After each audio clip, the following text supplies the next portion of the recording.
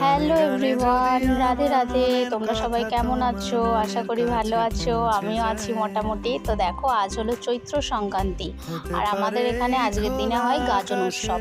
তো দেখো, গাজন উৎসব হওয়ার আগে সব সন্ন্যাসীরা মিলে আমাদের এখানে বনবিবির কাছে পুজো দেয়। এটা হলো বনবিবির মন্দির।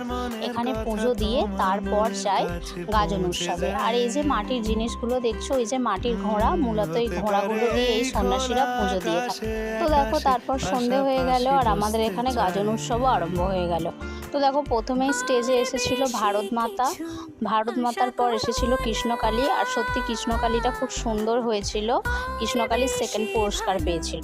তারপরে কৃষ্ণকালীর পর এসেছিল মনসা ঠাকুর। আর আজ থেকে না যেন বেশি গরম লাগছে আর অনেক ভিড় হয়েছিল, সেই কারণে দাঁড়িয়ে দাঁড়িয়ে দেখতে একটু কষ্টই হচ্ছিল। তো দেখো, তারপরে এসেছিল ছোট্ট ননীগোপাল, যেটাকেও দেখতে খুব সুন্দর হয়েছিল। সবাই দেখছিল আর বাচ্চাটা একটুও কাঁদছিল না, চুপ করে বসে আছে স্টেজে। তো তারপর এসেছিল বজরংবলী আর তার সঙ্গে এরা তিনজন ছিল, নাচ গান করছিল দাঁড়িয়ে দাঁড়িয়ে। তো তারপর শেষে এসেছিল বজরংবলী আর রাত্রেও সাংস্কৃতিক অনুষ্ঠান ছিল। তারপর বাড়ি চলে এসেছিলাম। তো এই পর্যন্তই, তোমাদের সাথে দেখা হবে পরের মিনি ব্লগে। Bye bye.